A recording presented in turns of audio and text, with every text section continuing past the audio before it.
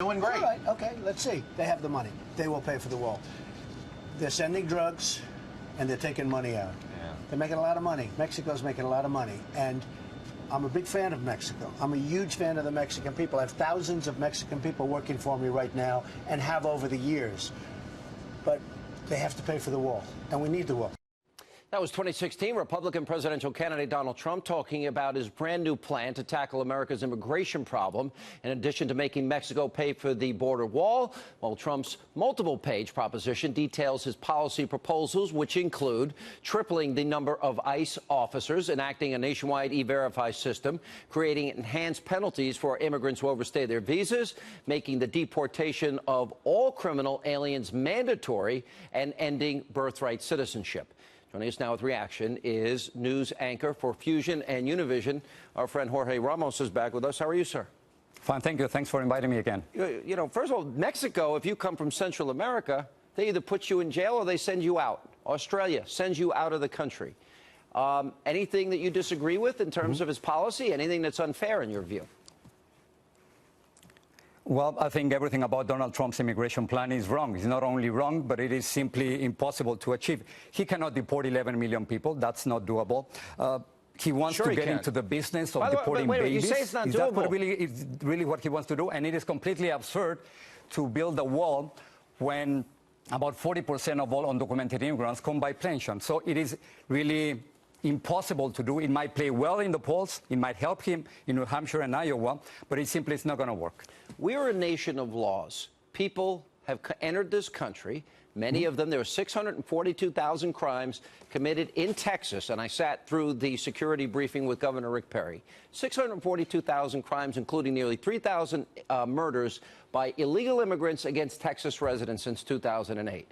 So we have a problem. And many people might want a job or a better opportunity for their family, but they got to come legally.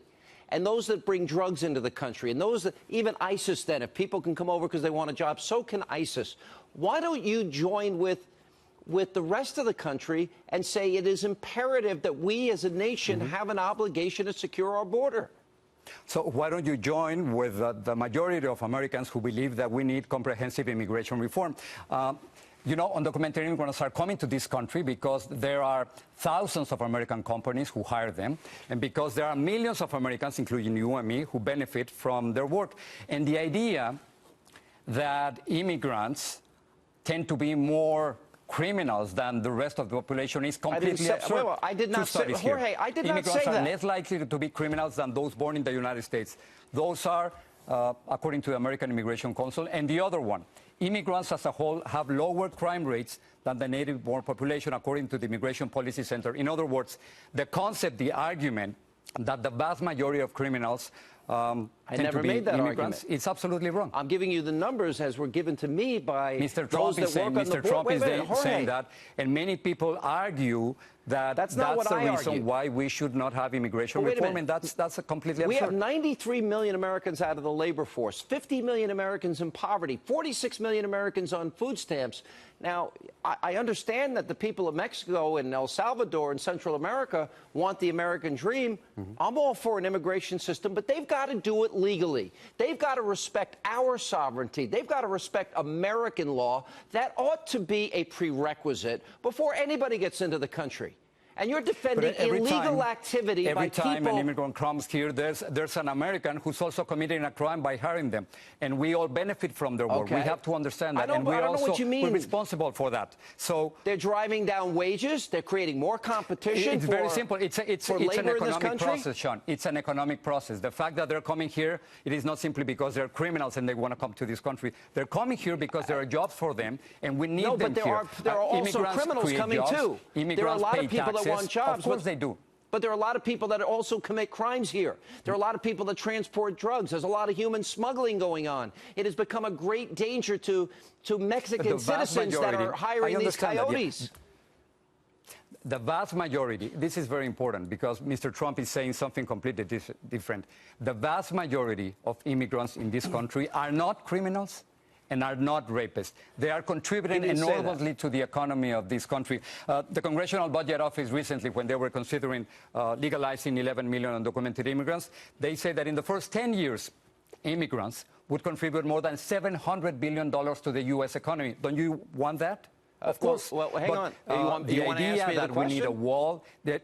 Wait a minute. I'll answer your question. Please go ahead. You know what? We have 93 million Americans out of the labor force, 50 million in poverty. I would prefer that we get American citizens' jobs first, and then we go about the business of reforming our immigration system. But the people we should allow in should not be the people that immigrants are not taking those jobs, that Sean. didn't respect our laws. I keep going back to this. You don't believe in the rule of law. You don't care about people that don't respect our laws. You don't care about American sovereignty. I do believe in the rule of law, but we have to recognize that the fact that they are here, it's because there are thousands of American companies hiring them, and because there are Americans also breaking the law. So the only way to do that is not, as Mr. Trump is saying, deport them all. You cannot do that. What you have to do is to have immigration reform, comprehensive immigration. Are you going to deport 11 million undocumented immigrants? Are you going to do it by bus or by plane? Or are you planning to bring the army?